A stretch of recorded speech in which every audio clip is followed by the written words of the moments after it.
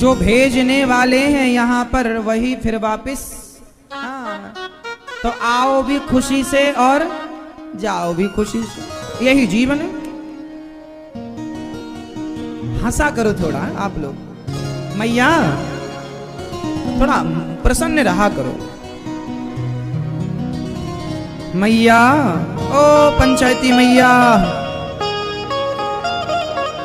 हमेशा प्रसन्न रहो। ये जिंदगी अपने अपने उतार चढ़ाव में चलती रहेगी, ये तो जिंदगी है साहब।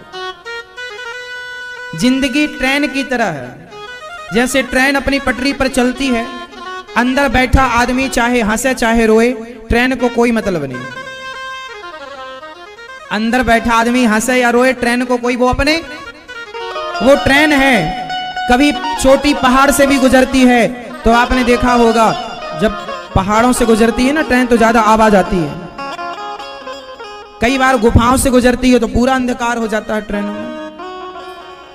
तो जिंदगी ट्रेन की तरह है, चल रही है। अब इस जिंदगी की यात्रा में आप लोग यात्री हैं।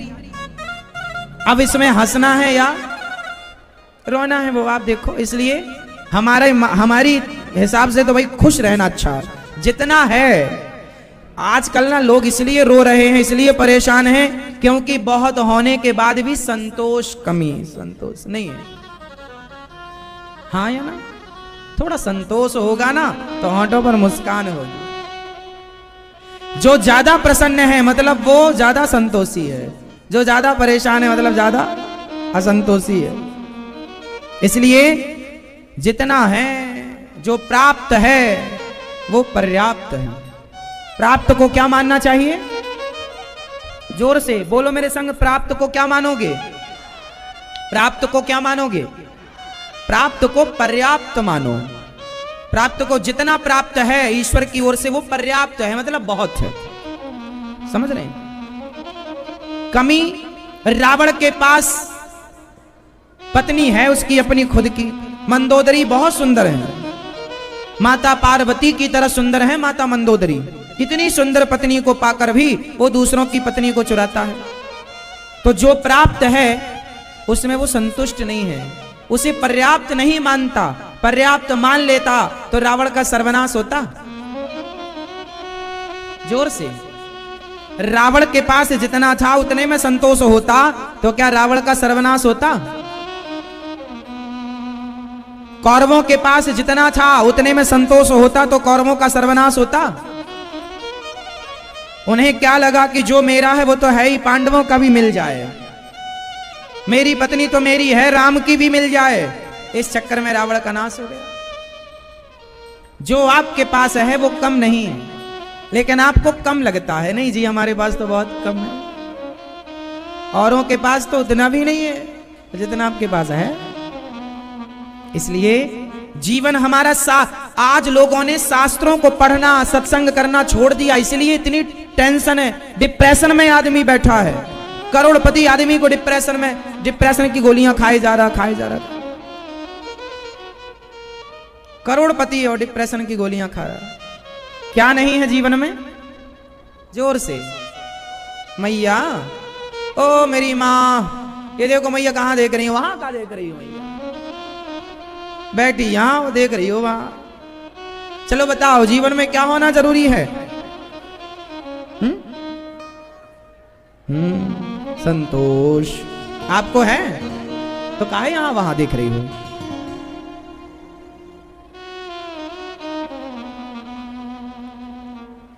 संतोषी व्यक्ति बिल्कुल हट के होगा। इसलिए अब ये संतोष कहां से आएगा?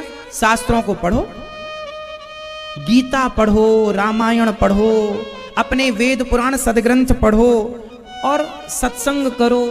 अब आप सत्संग करते नहीं, दिन भर सास बहू साजिश देखती हो, तो संतोष क्या उससे आएगा?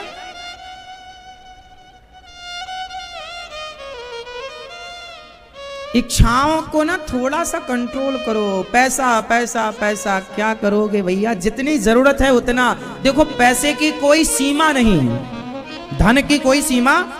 भगवान करे आप लोगों के पास बहुत धन आए, लेकिन मैं कहता हूं बहुत धन आने पर भी संतोष नहीं आएगा ना, तो आप सुखी नहीं है। बहुत पैसा है आपके पास, आप जितने लोग यहां बैठे हैं आप लोगों के पास बहुत पैसा होगा, लेकिन संतोष की कमी है, शांति नहीं है महाराज जी, शांति नहीं है। शांति तब आएगी जब जीवन में जितना है बहुत। हम सांवले हैं तो सांवले में संतोष रखो। अब आप फेयर एंड लवली लगा लगा के गोरा होना चाहते हैं, मर रहे हैं। फेयर एंड लवली की क्रीम बेचने वाली कंपनियां अरबपति हो गई हो, तुम तो गोरे ना हो पाए। जितना प्राप्त है बहुत, ईश्वर ने हमें जैसा बना दिया हम बहुत अच्छे हैं। आपकी पत्नी जैसी है, सांवली है, गोरी है, अच्छी है। आपका पति जैसा है, गोरा है, सांवला, अमीर है, गरीब है, जो है संतोष करो तो साहब अपने आप आपके होठों से मुस्कान फूट फूट के निकलेगी। आप लोग जो दिन भर बैठे रहते ना सब, ऐसा लगता है जैसे किसी ने बहुत मारा हो, पिटे जैसे बैठे रहे। अरे थोड़ा हंसा करो, मुस्कुराया करो। कई बार तो हम किसी को देखकर मुस्कुरा भी देते हैं कि भाई इनका मुंह ठीक हो जाए, पर फिर भी वो हम मुस्कुरा रहे हैं। वो थोड़ा हंसो, मुस्कुराओ। मैया जा रही हो मेरी माँ, थोड़ा मुस्कुराओ मेरी माँ। हाँ ऐसे हंसा करो। बहू कितनी भी गालियां दे पर हंसना ना छोड़ना। बहू कुछ भी कहे हंसो बराबर। हर बीमारी का उपचार है। एक बात बताएं, अब तो डॉक्टर भी मानते हैं कि जो व्यक्ति ज्यादा प्रसन्न होता है, जो ज्यादा हंसता खिलखिलाता है, उसे कोई बीमारी ही नहीं हो सकती। मतलब हर करोड़ों खर्च कर रहे हो तुम बीमारियों के इलाज में, हंस नहीं सकते फ्री में। थोड़ा हंसा करो, प्रसन्न रहा करो। क्या रहेंगे? हंस के दिखाओ जरा, कैसे हंसते हो। हंसा करो। हंसने से कई फायदे हैं। हंसने वाले के दांत भी दिख जाते हैं, पता चल जाता कि गुटखा खाता है कि नहीं खाता। ये सबसे बड़ा फायदा है। और पता है जो गुटखा खाने वाले हैं उनके सामने खड़े होके मत हंसना, नहीं पूरी सुपारी पूरी तंबाकू तुम्हारे मुंह में आ जाएगी।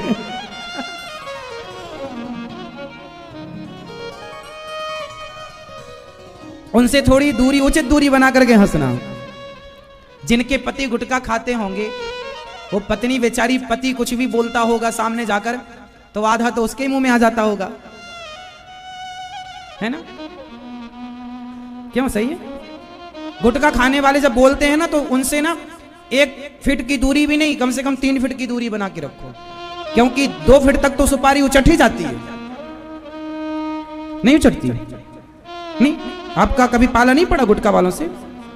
हमारा तो रोज पड़ता है। लोग यहीं आ जाते हैं। एक सज्जन आए, हमने कहा बोलो। कान में नहीं, यहाँ मुंह में बोलेंगे, हमें आपसे मिलना है। इतने में तो छपेड़ दिया।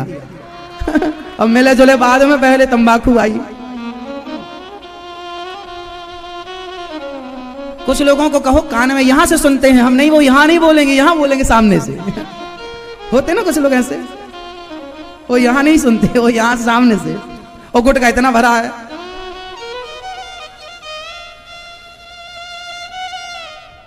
तो जीवन में थोड़ा प्रसन्न रहा करो।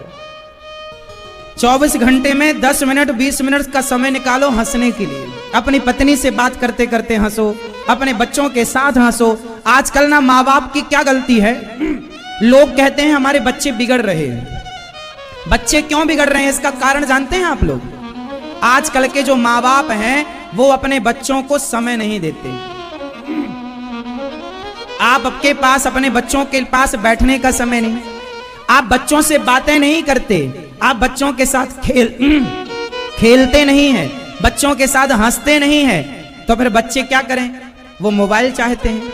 आप थोड़ा समय देंगे, बच्चों के संग खेलेंगे, खेल खेल में अच्छी कहानियां समझा दो, संस्कार राम जी के बारे में बता दो, कृष्ण जी के बारे में, सदग्रंथ वेद पर। ऐसे ही बच्चे ना, आप सोचेंगे कि उन्हें अलग से क्लास लगाएंगे, क्लास नहीं, खेलते खेलते राम जी के बारे में।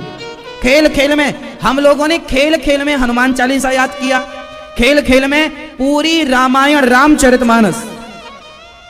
रामायण जब मैं बहुत छोटा था ना, तब से राम जी के जन्म से लेकर उनकी सारी लीलाओं का ज्ञान तब से था। पढ़ा कहीं नहीं, उस समय पढ़ता नहीं था, केवल सुनता था। और सुनते सुनते, देखते देखते, खेल खेल में चीजें याद हो जाती थी।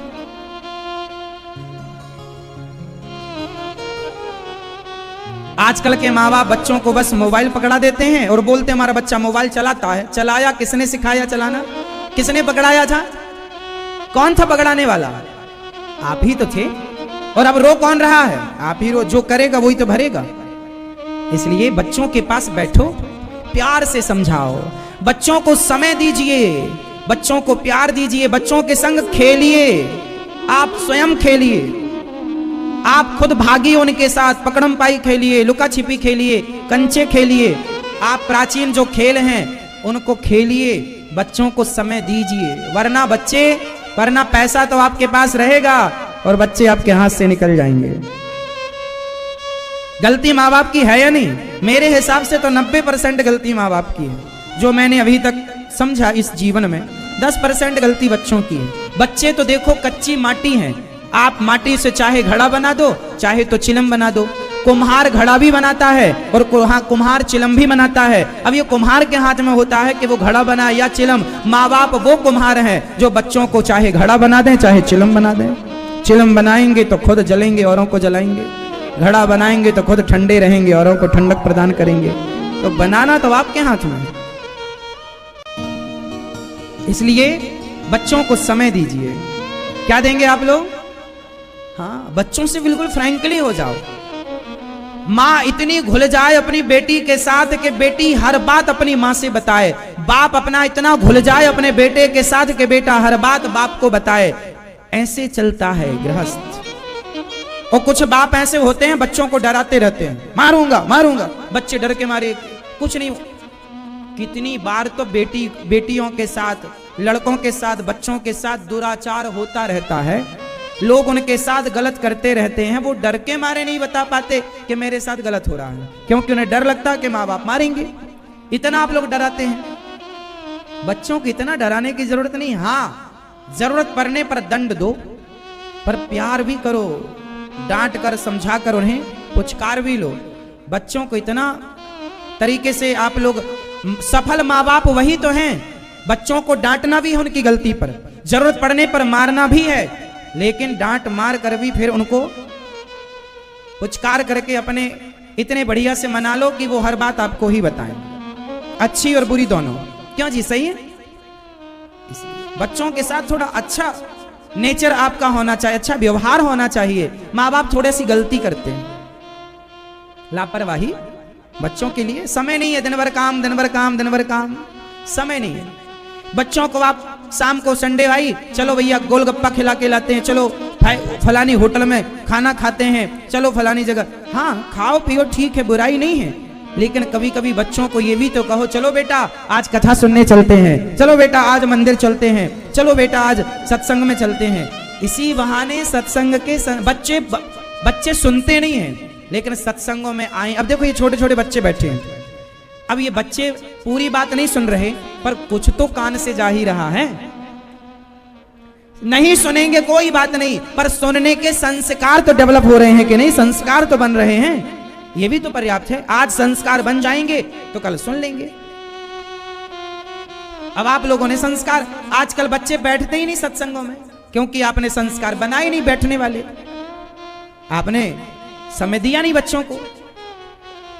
केवल आप लोग अपने तरीके से बच्चों को चलाना चाहते हैं। बच्चों की सुनना भी सीखिए, बच्चों की इच्छाओं का भी ख्याल रखिए। बदलते हुए शरीर को, बदलते हुए बच्चों के जीवन के बदलाव को देखिए, समझिए उनकी जरूरतें। उस बदलाव में माँ बाप पूरी करते रहिए, उनके हर चीज का ख्याल रखिए। माँ बाप का अर्थ क्या होता है? पारक्षणे धातु से पिता बनता है। जो बच्चे के संस्कारों की रक्षा करे, जो बच्चे के चरित्र की रक्षा करे, वो ना पिता होता है। जो बाप अपनी बेटी के संस्कार ना बचा पाया, जो बाप अपने बेटे को संस्कारी ना बना पाया, वो किस बात का बाप है? आप किस बात की माँ हो यदि आपके बच्चे बिगड़ गए तो? बच्चे बिगड़ेंगे तो जमाना बच्चों को ना कहेगा, माँ बाप को कहेगा, क्योंकि जिम्मेदारी आपकी थी। हाँ या ना? लापरवाही ना करो। मोबाइल समाधान नहीं है, दो मोबाइल उतना जितना जरूरत है, बाकी आप खेलो बच्चों के साथ। और दादी अम्मा जो कह देती है ना, अरे मैं बूढ़ी हो गई अब थोड़ी खेलूंगी ना, अरे बच्चों के संग खेलोगी ना दादी अम्मा तो जल्दी बुढ़ी भी ना होगी, जवान रही आओगी काफी समय तक। थोड़ा खेला, बच्चों के संग बच्चा बन जाओ, पहले के दादा कैसे अपने बच्चों को ऊपर बिठा करके घोड़ा बन जाते थे, हाँ या ना? आजकल के दादा भी वीआईपी घोड़े नहीं बनते। पहले की दादी खूब लोरियां सुनाती थी, कहानियां सुनाती, आज की दादी लूडो खेलती है, हाँ या ना? तो गलती बड़ों की ज्यादा है, बच्चों की, हाँ या ना? कितने लोग इस बात से सहमत हैं कि गलती बड़ों की ज्यादा है, बच्चों की कम है? और कितने लोग इस बात से सहमत हैं कि बच्चों की गलती ज्यादा है, बड़ों की कम है? दोष हमेशा बड़ों का ही देखा जाएगा, बच्चों का नहीं। ठीक है, चलो। दुर्योधन ने भरी सभा में द्रौपदी के कपड़े उतरवाए दुशासन के द्वारा। बताओ इसमें गलती किसकी है? जोर से। बहू की? बहू की? अच्छा हाँ ठीक है, दुर्योधन की बहू। गांव में कहते हैं ना बहू। बहू मतलब क्या होता है? बहू, बहू मतलब क्या होता है? क्यों बहू मतलब नहीं जानते? बहू कितने लोग जानते हैं बहू का मतलब? पीछे के कुछ लोग जानते हैं। पहले के कुछ लोग अपनी माँ को बहू कहते थे, पहले के कुछ लोग अपनी दादी को भी बहू कहते थे। बहू, बहू कैसी हो? आज भी गांव में, आज भी हम लोग जब गांव जाते हैं तो जितनी बूढ़ी अम्मा है सबको बहू ही कहते हैं। बहू ठीक हो? जैसे कहीं पर बुढ़िया कहते हैं, कहीं अम्मा कहते हैं, सबका अपना अपना, पर हम हमारे भाषा भारत की ना अलग। तो बहू मतलब बूढ़े, दादी को, बूढ़े को। कुछ लोग अपनी माँ को भी परंपरागत बहू ही कहते थे। तो दुर्योधन ने जब बहू मतलब माँ, लोग कहते हैं गांव के लोग, जैसे लोग कहते तेरी माँ का दूध पिया हो तो आजा, गांव के लोग तेरी बहू का दूध पिया हो तो आजा।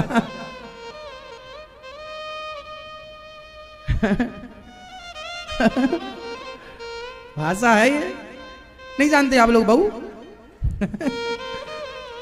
तो ये बहू मतलब माँ ही है,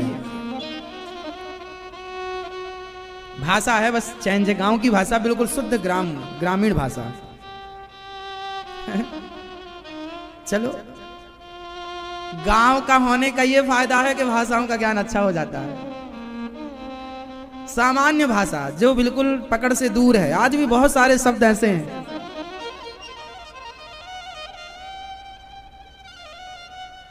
चलिए देखिए, दुर्योधन की बहू ने यदि दुर्योधन को सही समय पर ज्ञान दिया होता,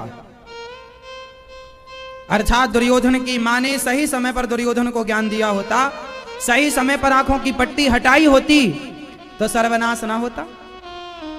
गांधारी मां ने पट्टी हटाई तो सही, पर जरा देर कर दी, हाँ या ना? गांधारी ने आंखों से पट्टी उतारी थी, पर कब? जब 99 पुत्र मर गए, जब एक भी नहीं मरा था तभी हटा ली होती। द्रौपदी की साड़ी खिंच रही थी तभी हटा लेती, तो सर्वनाश ना होता। क्या मतलब हुआ इसका? इसका मतलब ये हुआ कि माँ बाप सही वक्त पर अपनी आंखों की पट्टी हटा लें, वरना बच्चा दुर्योधन बन जाएगा, और दुर्योधन बना तो सर्वनाश होगा। सही वक्त पर पट्टियां हटा लो। जो बता रहे हैं कि बच्चों को समय दो, संस्कार दो, समझो। सत्संग में देखो ये बातें सीखने को मिलती हैं। और आजकल के जवान, नौजवान बच्चे क्या कहते हैं माँ को? अरे माँ तुम तो पागल हो गई हो, दिन भर कथा सुनती हो। तुम पागल हो गई हो मम्मी, दिन भर कथा सुनती हो। क्यों? क्योंकि वो आज का आधुनिक बच्चा है, वो संसार की चमक की तरफ भाग रहा है। ये संसार की चमक ना व्यक्ति को आकर्षित कर रही है। आप लोग भी इतना लीपा पोती काहे करते हो मुंह में कि दुनिया आपकी ओर आकर्षित हो? आप तो खुद लोगों को आकर्षित करना चाहते हैं, वरना क्या जरूरत थी? जैसा बनाया था भगवान ने वैसे ही थे। फेयर एंड लवली लगाने की क्या जरूरत थी?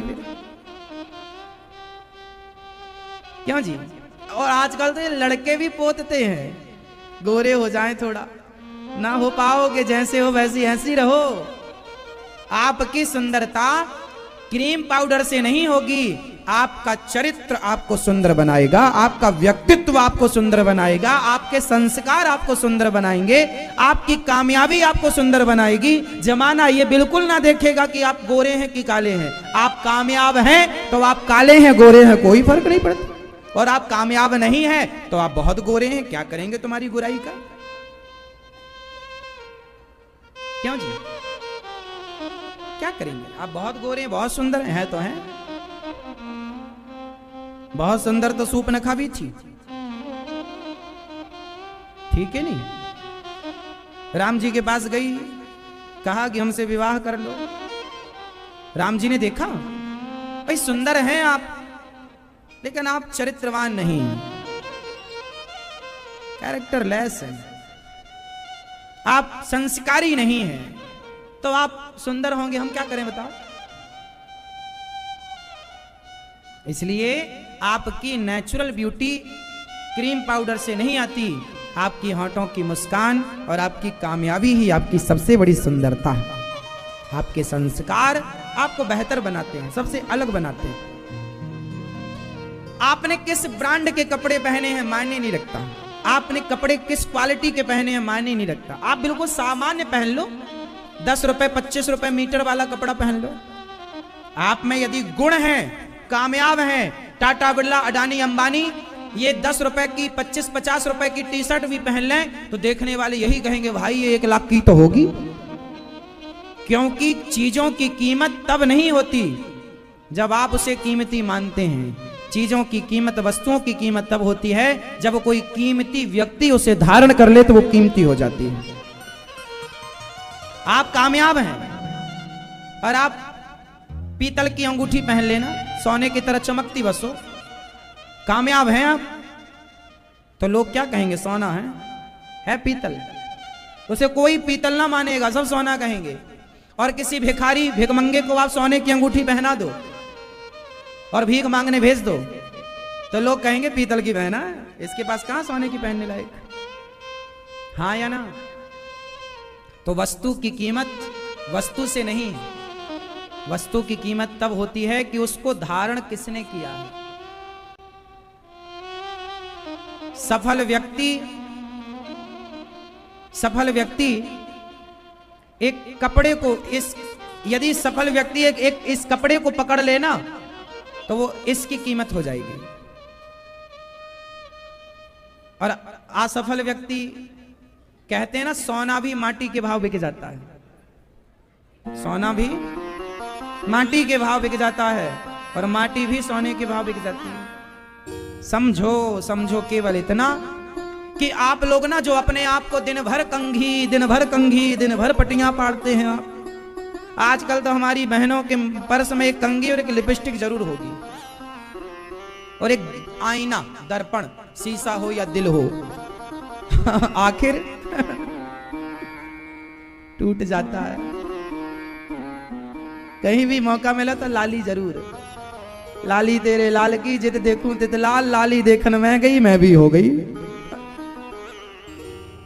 आप लोग समझते नहीं हैं, आपकी सुंदरता आपकी लालिमा से नहीं है, आपकी कामयाबी। क्या आप कामयाब हैं?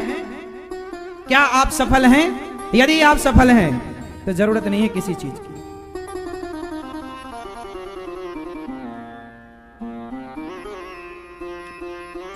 ठीक है, समझ में आ रही है बात मेरी मां?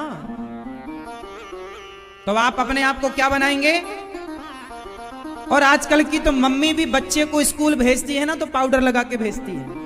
आदत तो तुमने ही बिगाड़ी, छोटे छोटे बच्चों को पाउडर लगा के भेजती हो। हम जब पढ़ते थे ना 2009, अभी 2023 चल रहा है, आप आश्चर्य मानेंगे 2009, हमें याद है हम उस समय अयोध्या जी में थे पढ़ने के लिए। 2009 जब हम पढ़ते थे तो पढ़ाई के दौरान कई महीने बीत जाते थे, कंघी नहीं करते थे। और सच बताएं कंघी तो हम अभी भी नहीं कर पाते, क्योंकि कंघी करने का टाइम नहीं है। इसलिए बाल आप देख रहे होंगे बिना कंघी के ही हैं, बस पानी से धोए और चले आए आपके बीच में। कंघी जब पढ़ते थे तब भी नहीं। अच्छा, जब हम पढ़ते थे तब हमारे पास शीशा नहीं था, दर्पण। क्यों? क्योंकि शीशा देखने की जरूरत ही नहीं थी। पढ़ने आए हैं कि श्रृंगार करने आए हैं? श्रृंगार के टाइम श्रृंगार होगा, पढ़ने के टाइम केवल पढ़। आजकल विडंबना ये है कि पढ़ाई के टाइम पर श्रृंगार हो रहा है। आजकल की लड़कियां और लड़के स्कूल सज धज कर जाते हैं, और हम लोग स्कूल जाते थे तो इस पांव की चप्पल अलग, उस पांव की चप्पल अलग, पैंट फटा है, शर्ट फटी है, और बैग तो अपना बोरी का बना लेते थे, सीमेंट वाली बोरी आती है ना, इसी का बस्ता बना लेते थे। 5वीं तक तो इसी से काम चलाए हैं। आश्चर्य मानेंगे आप, ऐसे टांगे और दौड़ रहे हैं। छुट्टी हुई 2:30 बजे की, भागे, कड़ी भात खा के फिर गए स्कूल। तो जीवन आनंद से तब बीतता है जब आप अपनी भारतीयता को लेकर चलते हैं। कामयाब होने के बाद मायने नहीं रखेंगी चीजें, और कामयाब नहीं है तो कितनी भी पुताई कर लो।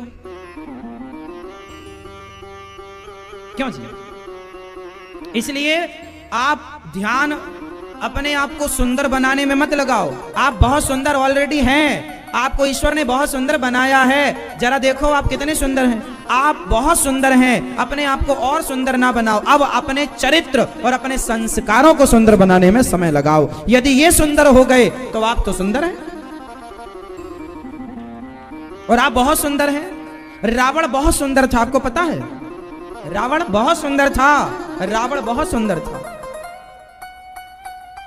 बहुत सुंदर था। रावण को अप्सराएं देख लें, रावण को स्त्रियां देखती तो मोहित हो जाती, इतना सुंदर था रावण। कोई सामान्य नहीं था, भगवान का ही तो द्वारपाल है ना। जय और विजय ही तो रावण बने, द्वारपाल भगवान की तो हैं। बहुत सुंदर था, बहुत सुंदर था, बहुत ज्ञानी था, बहुत पैसे वाला था, लेकिन चरित्र अच्छा नहीं था। तो गली गली पुतले जलाए दशहरे में आप लोगों ने।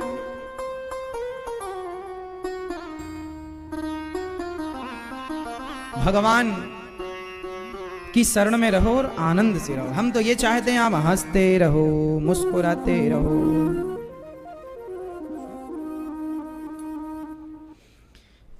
एक बार सच्चिदानंद रूपाय विश्वोत्पत्त्यादि हेतवे तापत्रय विनाशाय श्री कृष्णाय वयम नुमः। भगवान जो ईश्वर सच्चिदानंद हैं, जो राधा सहित कृष्ण को प्रणाम करते हैं, और 88,000 संत सत्संग कर रहे थे कि सूत जी आए। शौनक आदि ऋषियों ने प्रणाम किया, कहा कथा सुनाइए। सूत जी ने कहा जो कथा देवताओं को दुर्लभ है वो मैं आपको सुनाता हूं। देवताओं ने भी अमृत भागवत सुनी, देवताओं ने भी मन बनाया। एक बार सुखदेव जी राजा परीक्षित को भागवत सुना रहे थे। इंद्र ने कहा हमें सुनाओ। सुखदेव जी बोले प्रेमी बनकर आते तो सुनाते, सौदागर बनकर आए हो नहीं सुनाएंगे। 7 दिन की भागवत सुनकर परीक्षित की सदगति हुई। नारद जी ने भी एक बार भागवत सुनी, सारे तीर्थों का भ्रमण किया। वृंदावन में भक्ति ज्ञान वैराग्य उदास थे, तब नारद जी ने हरिद्वार में सनकादियों के माध्यम से भक्ति ज्ञान वैराग्य को भागवत सुनवाई। तब भक्ति ज्ञान वैराग्य का दुख दूर हुआ। एक बार भागवत जी धुंधकारी, आत्मदेव जी के पुत्र धुंधकारी, जो अपने माँ बाप को मार करके मरा, वैश्याओं ने मारा गला दबाकर। धुंधकारी मरकर प्रेत बन गया, क्योंकि पाप करके मरा। क्या करके मरा? धुंधकारी अपनी माँ को मारता, पिता को मारता, और जो पिता को मारेगा, माँ को मारेगा, वो मरकर क्या बनेगा? भूत बनेगा, प्रेत बना। इसलिए आप लोग प्रेत तो नहीं बनना चाहते। यदि आप अपने माँ बाप को सताएंगे तो प्रेत बनेंगे। और ये हमारी बहन बेटियां माताएं, यदि आप अपनी सास को सताओगी तो क्या बनोगी? चुड़ैल। पुरुष भूत बनेंगे, स्त्री क्या बनेगी? चुड़ैल। तो आप सास को पानी देना बराबर, वरना चुड़ैल ऐसी होती है, उसके दोनों पांव ऐसे होते है ना, पीछे की तरफ पांव ऐसे चलोगी फिर आप, आंखें पीछे लगी होंगी चैथी में। चुड़ैल बनना है? सेवा करते हैं सास की, बांध दबाते हैं सास की। हाँ, सास की सेवा करो, अपने कर्तव्यों का पालन करो, धर्म का आचरण करो, धर्म के विरुद्ध काम ना करो। जो धर्म है वो करो, जो अधर्म है बिल्कुल नहीं। चंद्र ग्रहण क्यों पड़ता है, सूर्य ग्रहण क्यों पड़ता है? साइंस का अपना मत है कि छाया पड़ जाती है, पृथ्वी की छाया है ये। तो कहा जाता है कि ये छाया है। ये साइंस कहती है कि छाया पड़ी तो सूर्य ग्रहण पड़ा, छाया पड़ी तो चंद्र ग्रहण पड़ा। साइंस अपने तरीके से जवाब देता है, पर जो आध्यात्मिक जवाब है इसका, आंसर है, उत्तर है, वो ये है कि जब सूर्य और चंद्रमा के बीच में राहु खड़ा हुआ और जब चोरी से समुद्र मंथन का अमृत राहु ने पिया तो मोहिनी भगवान ने तुरंत राहु का सिर काट दिया। जब समुद्र मंथन हुआ था तो अमृत निकला, उस अमृत को देवताओं ने, दैत्यों ने छीन लिया। तब दैत्यों से मोहिनी भगवान ने अमृत लेकर के देवताओं को पिलाया। तो राहु को संदेह हो गया कि ये तो हमें अमृत मिलेगा नहीं, तो वो देवताओं का रूप बनाकर सूर्य और चंद्रमा के बीच में खड़ा हो गया। तो भगवान ने, उसने अमृत पिया तो भगवान ने सिर काट दिया, और सिर काटा तो कुछ बूंद उसकी धड़ में चली गई तो धड़ भी अमर हो गया और सिर भी अमर। वही राहु और केतु है। तो कहा जाता है कि सूर्य और चंद्रमा ने बताया था भगवान को कि ये राहु है, तो सूर्य और चंद्रमा को वह साल में एक एक बार परेशान करता है। कई बार जब ग्रहण काल होता है तो आध्यात्मिक लोग ये मानते हैं कि राहु भगवान सूर्य को परेशान करने जाता है और चंद्रमा को राहु परेशान करता है, अर्थात ग्रसने जाता है, उसे ग्रहण कहते हैं। तो साइंस का अपना उत्तर है, शास्त्र का अपना जवाब है, दोनों ही अपनी अपनी जगह सही है। इसलिए जो परंपराएं बनी हैं अनादि समय से, साइंस तो चलो आज आया, पर हमारे अनादि समय से परंपराएं बनी हैं। साइंस को तो आज पता चला कि ग्रह 9 होते हैं, हमारे ऋषि मुनियों को वेद पुराणों के माध्यम से तो सैकड़ों साल से पता था कि ग्रह 9 ही होते हैं, नवग्रह की पूजा होती है। तो साइंस कई बार अपनी जगह स्थिर नहीं रह पाती। जैसे साइंस ने कुछ वर्ष पहले माना कि प्लूटो एक ग्रह है ना, एक उपग्रह माना प्लूटो को, फिर बाद में नकार दिया साइंस ने कि नहीं ये ग्रह नहीं है ना। तो साइंस कभी कुछ मान लेता है, साइंस कभी खुद की बात को नकार देता है। तो साइंस की बात तो बनती और बिगड़ती रहती है, पर शास्त्रों ने जो कह दिया वो कह दिया, उसे जो कह दिया वही अटल सत्य है, ऐसा मान लेना चाहिए। शास्त्रों के प्रमाण बड़े गजब के हैं। साइंस को पता चला कि पृथ्वी गोल है। कब पता चला बताइए? पृथ्वी गोल है ये सिलेबस में कब आया? ये पाठ्यक्रम कब लागू हुआ कि पृथ्वी गोल है? कब पढ़ाया गया? सारी दुनिया मानती थी कि पहले पृथ्वी चपटी थी। ऐसा सारी दुनिया, हिंदुओं के धर्म ग्रंथों के अतिरिक्त अन्य मजहब पंथों के धर्म ग्रंथ में तो आज भी लिखा है कि पृथ्वी चपटी है। लेकिन साइंस को अभी पता चला, अभी मतलब 100 साल पहले, 200 साल पहले, 500 साल पहले, और लो तो 1000 साल पहले पता चला ना कि पृथ्वी गोल है। मैं तो फिर भी ज्यादा बता रहा हूं कि 1000 नहीं, अभी कुछ वर्ष पहले ही पता चला कि पृथ्वी गोल है। साइंस को अभी पता चला कि पृथ्वी गोल है। हमारे भागवत जी में, हमारे पुराणों में हजारों साल पहले से ही एक सब्जेक्ट है भूगोल। क्या विषय था हमारे यहां? भूगोल। तो हमारी जो वेद पुराण है वो साइंटिफिक है या नहीं? इसलिए साइंस का कहना अपनी जगह सही है। कई बार साइंस आज जो कहता है उसी को कल साइंस खुद नकार देता है कि नहीं जी ये जो कहा गया वो ठीक नहीं था। वो साइंस के बहुत सारे दलीलें बाद में समय आने पर उसे बदला गया, बहुत सारी चीजों में बदलाव हुआ, अपडेट किया उन्होंने। लेकिन शास्त्रों में जो पहले था नवग्रह 9 ग्रह तब भी थे, आज भी 9 ही ग्रह हैं। साइंस ने पहले माना नहीं 10 ग्रह हैं, प्लूटो को जोड़ लिया, बाद में नकारना पड़ा कि नहीं जी, वो साइंस ने खुद नकार दिया कि नहीं जी ये ग्रह नहीं है। हाँ या ना? तो कुल मिलाकर के हमारे जो शास्त्र हैं वो अपनी जगह स्थिर हैं। इसलिए हमारे अपने धर्म ग्रंथों पर हमें ज्यादा विश्वास करना चाहिए,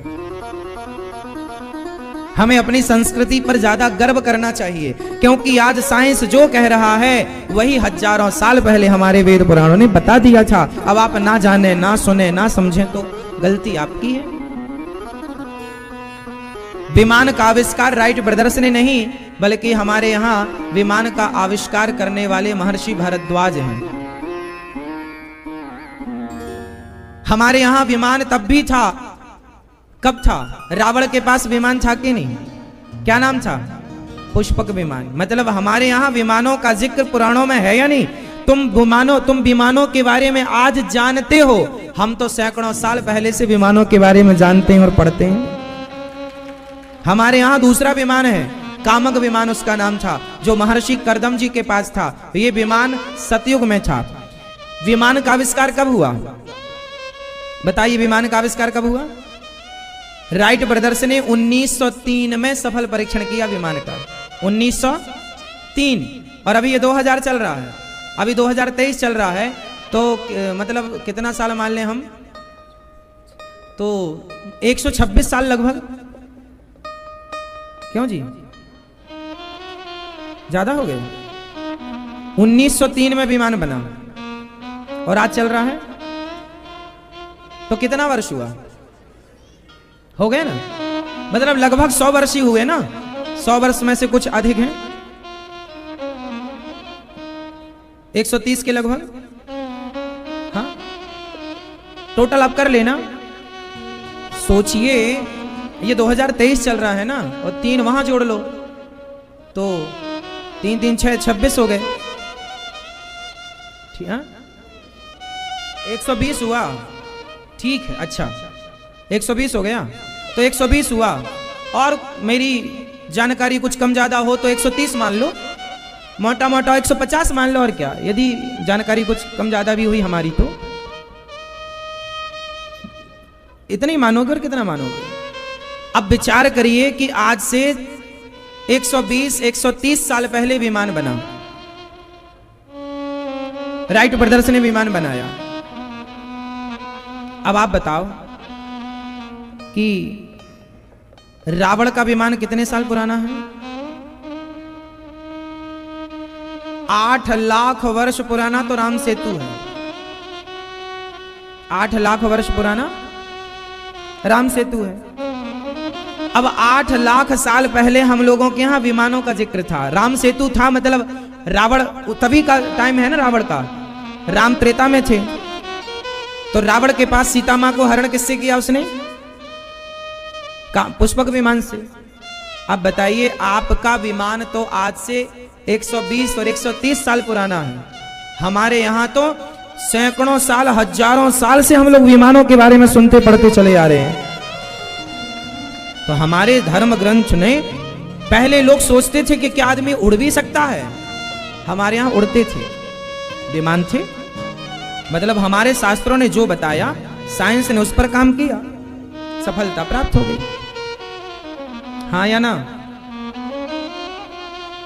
अच्छा एक बात बताओ, एक स्त्री का गर्भ, जब स्त्री गर्भवती होती है तो आजकल ऐसी टेक्नोलॉजी आ गई है, साइंस इतनी तरक्की कर गया कि एक स्त्री के गर्भ को निकाल करके दूसरे स्त्री के गर्भ में ट्रांसफर कर देता है। क्या बोलते हैं इस प्रोसेस को? ऐसा होने लगा है, एक स्त्री के गर्भ को दूसरे स्त्री के गर्भ में ट्रांसफर कर दिया जाता है। टेस्ट ट्यूब बेबी ऐसा कुछ कहते हैं, हमें बहुत जानकारी नहीं है इस विषय की, बस साइंस को थोड़ा जानते इसलिए हैं ताकि हम उसे शास्त्रों से देख सकें कि भाई आप कहां तक पहुंचे और हम कहां तक पहुंचे। थोड़ा रिसर्च करना जरूरी भी है, आप भी किया करो। तो एक स्त्री के गर्भ को दूसरी स्त्री के गर्भ में डालना डॉक्टर लोग स्टार्ट कर चुके हैं, ये नई टेक्नोलॉजी है। हाँ या ना? ऐसा हो रहा है कि नहीं? पैसा यदि आपके पास है तो ऐसा आपके साथ हो सकता है, क्योंकि ऑपरेशन में ये सब डॉक्टर जानते हैं। अब जो चीज आज आप देख रहे हैं साइंस के जमाने में, ये चीजें हमारे यहां ऑलरेडी हो चुकी हैं। कहां हुई बताओ, कहां हुई? माता देवकी जब गर्भवती हुई तो माता देवकी के गर्भ में जो 7वां गर्भ था, जिसे बलराम जी कहते हैं, तो बलराम जी को देवकी के गर्भ से उठाकर रोहिणी मां के गर्भ में डाला गया था कि नहीं? ये घटना आज से 5,500 साल पुरानी है। जो टेक्नोलॉजी आज आप देख रहे हैं, इस पर 5,500 साल पहले काम हो चुका है। इसके प्रमाण है, पहले लोगों से हम बताते थे कि देवकी के गर्भ को रोहिणी के गर्भ में ट्रांसफर किया, लोग कहते लो पंडित जी मूर्ख बना रहे हैं, बेवकूफ बना रहे हैं, ऐसा हो सकता? अब साइंस ने कर दिया, तो जब आज की साइंस कर सकती है तो तब हमारे ठाकुर जी, हमारे भगवान काहे नहीं कर सकते?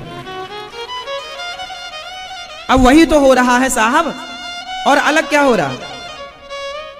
तो शास्त्रों को समझ रहे हैं ना आप लोग, कितने गहरे हैं। एक चीज और बताता हूं, आजकल ना लड़के को लड़की बना दिया जाता है सर्जरी के माध्यम से, हाँ या ना, और लड़की को लड़का बना दिया जाता है सर्जरी के माध्यम से। क्या ये बात सही है? जोर से हाँ या ना? हाँ। लेकिन इन जो लड़का लड़की बनते हैं, लड़का को लड़की और लड़की को लड़का, उनमें एक प्रॉब्लम होती है। प्रॉब्लम क्या? जैसे कोई लड़का लड़की बन जाता है सर्जरी के माध्यम से, तो लड़की के अंग तो बन जाएंगे, लेकिन वो कभी गर्भवती नहीं हो सकती। फिर लड़का से जो लड़की बनेगा वो कभी मां नहीं बन सकती। डॉक्टर तरक्की कर गए, अंग को, आपके अंग को बदल देते हैं, लेकिन वो गर्भाशय कहां से लाएंगे? वो तो प्राकृतिक है। लेकिन एक बात बताएं, हमारे यहां भी ये चीजें शास्त्रों में पहले देखी गई हैं, लेकिन हमारे यहां परफेक्ट देखी गई हैं। क्या? चलो बताओ वो कौन है जो लड़की से लड़का बना? सब जानते हैं, बताओ। हाँ, जोर से, इन्हें पता है। शिखंडी। महाभारत में शिखंडी नाम सुना होगा, शिखंडी चा महारथा नाम सुना होगा। शिखंडी का जब जन्म हुआ तो शिखंडी लड़की थे। महाभारत की घटना बोल रहा हूं मैं, लाखों साल पुराना शिखंडी। महाभारत 5,500 साल पुराना, जिसमें 1,00,000 श्लोक है महाभारत में। तो 5,500 साल पुरानी हम टेक्नोलॉजी की बात कर रहे हैं। शिखंडी जब पैदा हुए थे तो क्या थे? लड़की। फिर उनके माँ बाप बड़े दुखी हुए कि हमें तो लड़का चाहिए था, ये लड़की हो गए। तो वो अपने लड़के को ना, अपनी लड़की को लड़का जैसे ही रखते थे। तो शिखंडी लड़का जैसे ही वेशभूषा में रहता था, तो उनके माँ बाप ने उसका विवाह भी कर दिया एक लड़की के संग। मतलब एक लड़की का एक लड़की से विवाह कर दिया। और जब दुल्हन आई तो दुल्हन ने देखा, अरे ये तो लड़की है। और जब दुल्हन देखी तो भागी। तो वो अपने बाप के पास गई और पिता से बताया कि देखो, आपने हमारा विवाह किससे? लड़की से करा दिया। वो शिखंडी तो लड़की। तो शिखंडी भागा, बोले अब मैं आत्महत्या कर लूंगा, मैं लड़की हूं, मेरा सम्मान खत्म हो जाएगा, समाज क्या कहे। मैं लड़कों की तरह रहा आज तक, कोई को पता नहीं था, माँ बाप के सिवा किसी को पता नहीं था कि ये लड़की है। सब लड़कों जैसा गेटअप करके रखते था वो। तो जंगल पहले ये हो चुका है, हजारों साल पहले।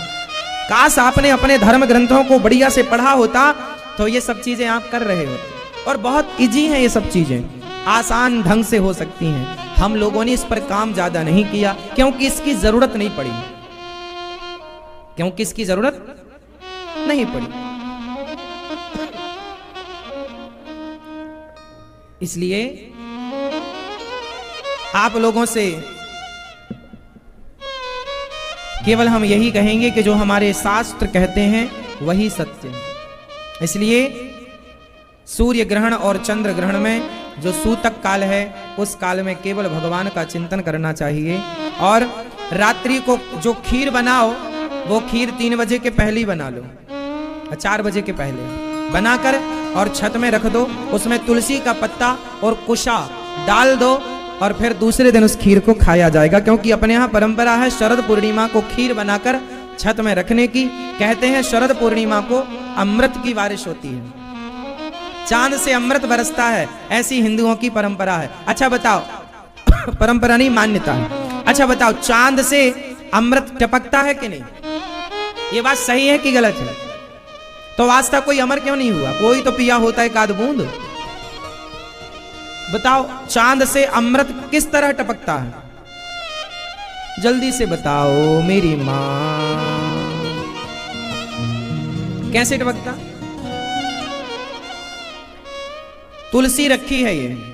अब बताओ, तुलसी में जो तुलसी गुणकारी होती है कि नहीं, अन्य बीमारियों से लड़ने की क्षमता। अब बताओ कि तुलसी में गुण इतना जितना है वो कहां से आया? बोलो।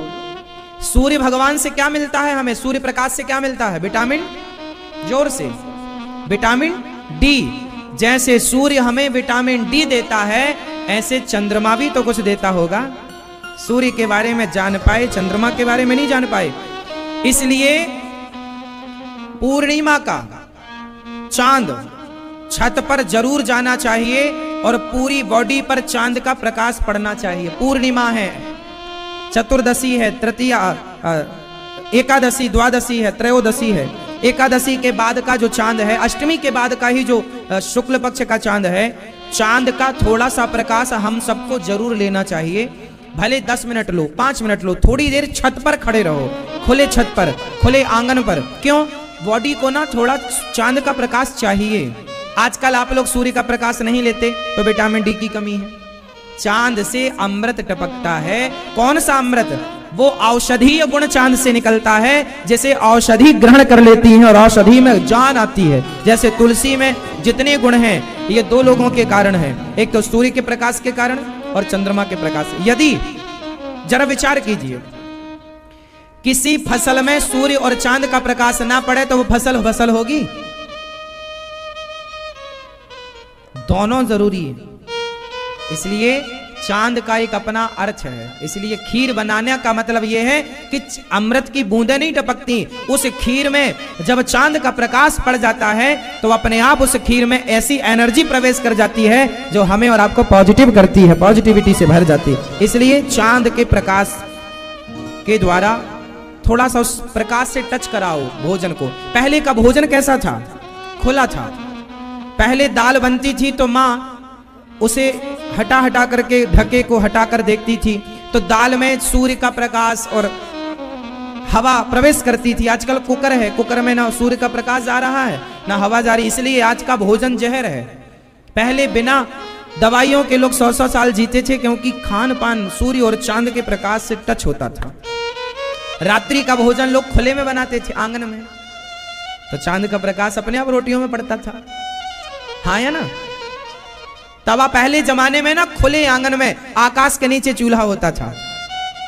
हाँ या ना? सर्दियों के टाइम पर तो लोग खुले में ही सब कर बनाते थे।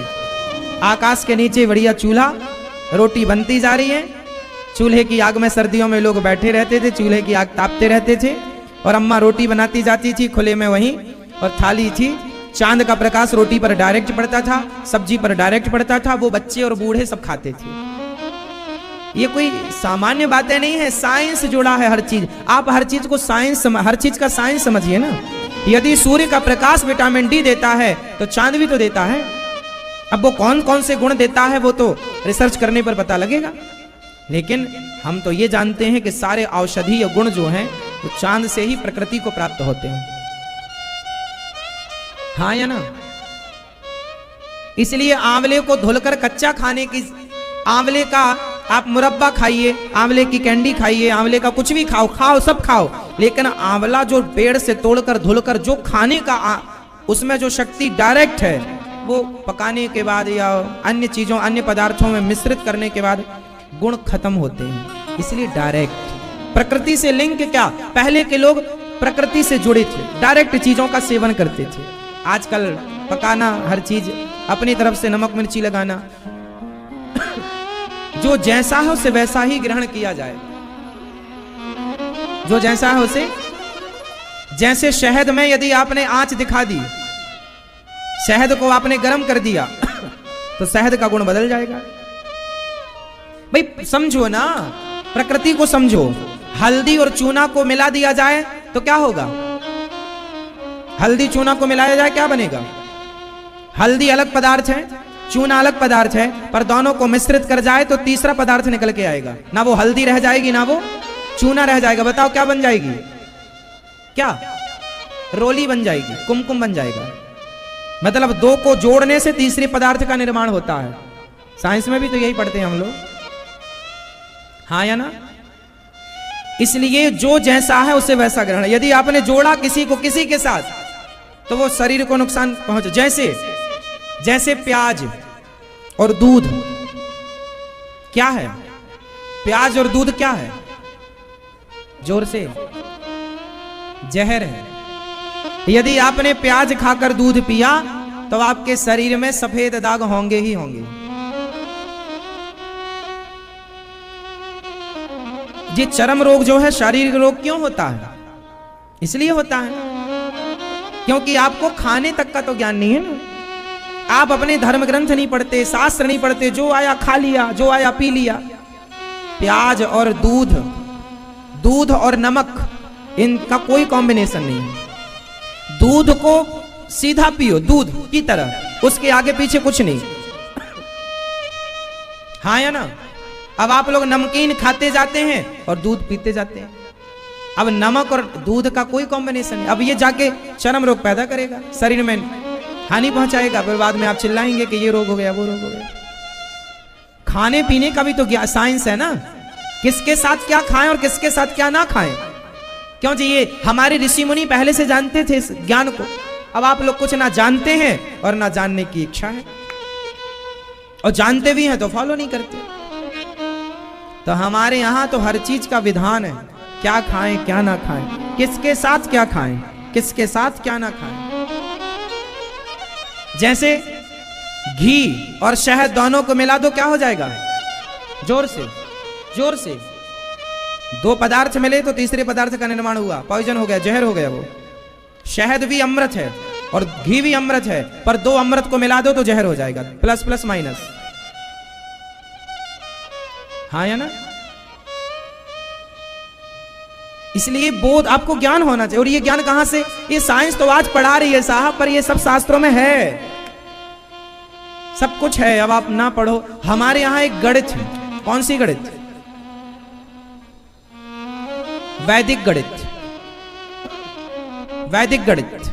कौन सी गणित? जोर से। वैदिक गणित। वो गणित इतना बढ़िया काम करती है ना कि मिनटों में काम हो जाता है। अब देखिए ना, चंद्र ग्रहण 1 बजे ग्रहण पड़ेगा, चंद्र ग्रहण। अब 1 बजे चंद्र ग्रहण पड़ेगा, ये किसने बताया आप लोगों को? हमें किसने बताया?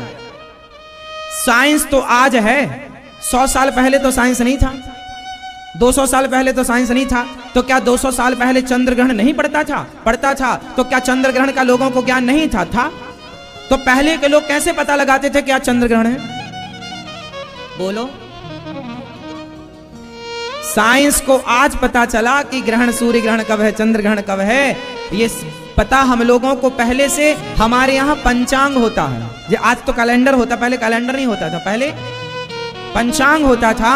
उस पंचांग में जो हमारे भारतीय ऋषि थे, वो ऋषि रिसर्च करके और सूर्य की गति निकाल कर बता देते थे कि इस तारीख को इतने बज के इतने मिनट इतने सेकंड में सूर्य ग्रहण पड़ने वाला, परफेक्ट टाइमिंग। वो आज साइंस क्या बताएगा? साइंस तो आज 100 साल से बक बक बक बक कर रहा है। हमारे ऋषि मुनि तो तब से बोल रहे हैं जब से तुम पैदा नहीं हुए थे। हाँ या ना? जब नासा का गठन नहीं हुआ था, जब इसरो नहीं था, तब सूर्य ग्रहण पड़ता था तो कौन बताता था? पंचांग कौन बनाता था? ऋषि, संत, ब्राह्मण, जो इस गति को जानते थे। युग सहस्त्र योजन पर भानु लील्यो ताहि मधुर फल जानू। चौपाई कोई सामान्य है क्या? ये पृथ्वी से सूर्य की गति बता रही है, सॉरी, पृथ्वी से सूर्य की दूरी बता रही है। मतलब कितना साइंस है हमारे यहाँ। हम क्या क्या बताएं आपको? बताएंगे तो साइंस ही बताते रह जाएंगे और कथा ना हो पाएगी। ठीक है, समझ में आई बात? चंद्र ग्रहण, सूर्य ग्रहण का बोध हम लोगों को पहले था। 12 माह ही क्यों होते हैं? 13 माह क्यों नहीं होते? हमारे यहां होता है 13 माह, 3 साल में एक बार पुरुषोत्तम माह, इस बार था। सूर्य ग्रहण, चंद्र ग्रहण, चंद्र ग्रहण हमेशा पूर्णिमा को ही होगा और सूर्य ग्रहण हमेशा अमावस्या को ही होगा। क्यों? दोस्तों देखो,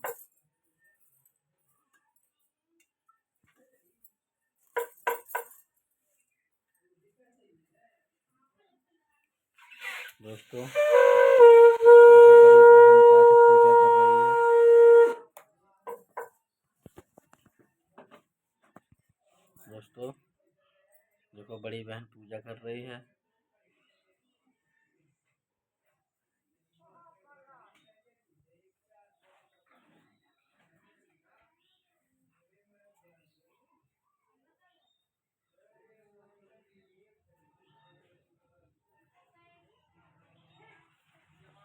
लड्डू गोपाल की और कृष्ण जी की पूजा, सवेरे की पूजा है।